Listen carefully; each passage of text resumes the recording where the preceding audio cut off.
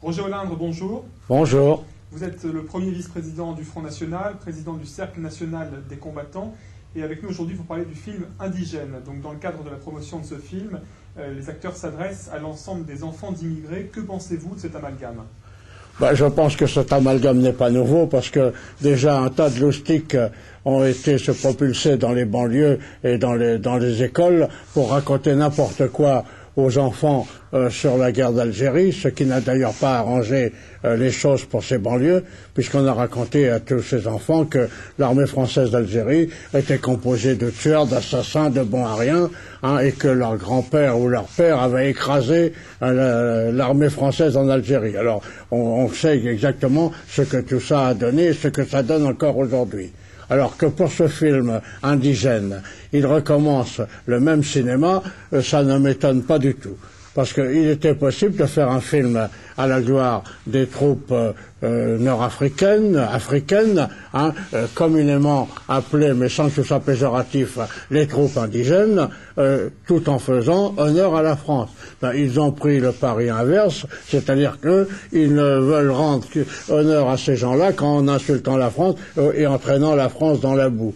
D'ailleurs, M. Debbouze avait annoncé la chose dès le départ, puisqu'avant que le film ne sorte, il avait dit nous faisons ce film pour rendre hommage à ces soldats qui se sont battus pour la France et qui ont été interdits de défiler au moment du défilé de la victoire. C'était quand même un peu gros. Ça n'empêche qu'un tas de journalistes ont répété cette affaire qui est une affirmation totalement grossière et mensongère. Alors Roger Olindre, il était commun d'indiquer que les combattants des colonies étaient envoyés en première ligne. Est-ce que c'est la vérité ? Non, c'est une blague qui a été avancée. Les unités coloniales, qu'elles soient blanches, qu'elles soient d'Afrique du Nord ou d'Afrique noire, étaient des unités d'élite, des unités composées de véritables soldats. Bon, elles n'ont pas été plus engagées au feu que les troupes totalement blanches. Il y avait des régiments coloniaux qui étaient totalement blancs. Ça n'a jamais été la chair à canon que l'on veut bien décrire aujourd'hui. Moi, j'ai été dans des unités, les parachutistes coloniaux en Indochine, par exemple, où on aurait pu dire que nous étions la chair à canon. On ne l'a jamais dit. On n'a jamais reproché quoi que ce soit à personne. On était fiers d'être paras.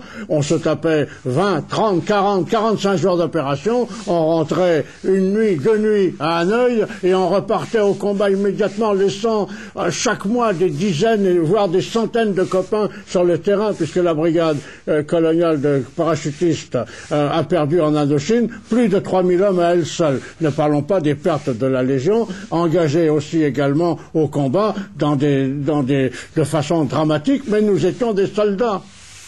Alors Roger Olindre, on le rappelle, vous êtes premier vice-président du Front National. Quelle est la position du FN sur la revalorisation des pensions des anciens combattants des anciennes colonies ?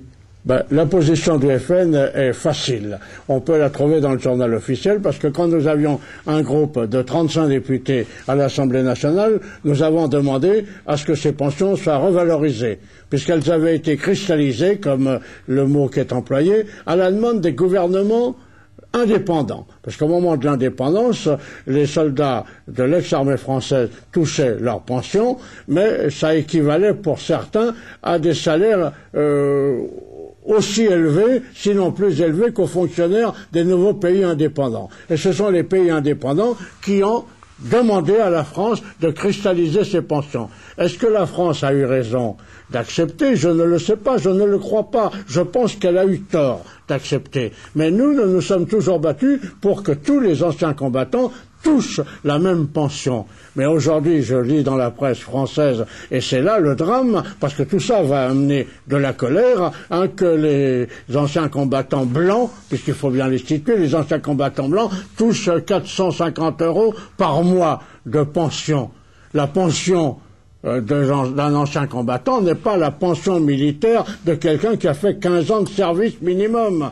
La pension du combattant, moi par exemple, j'ai 10 ans de guerre, j'ai été blessé 2 fois, je touche 223,19 € par trimestre. 223,19 € par trimestre. C'est pas 450 € par mois. Les harkis sont très souvent malmenés. Qu'avez-vous à dire sur ce sujet ? Ben, les harkis, lorsque on oublie de dire que c'est l'Algérie indépendante aujourd'hui qui est responsable du massacre des harkis, et que le FLN, dont compte se recommander dans le prochain film, les gens qui ont fait indigène, a tué des dizaines, voire des dizaines de milliers d'anciens soldats français, eh bien, c'est quand même honteux de ne pas parler de cela.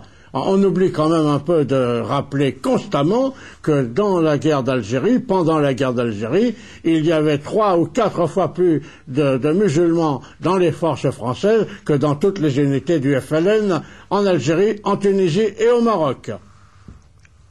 Merci Roger Hollande.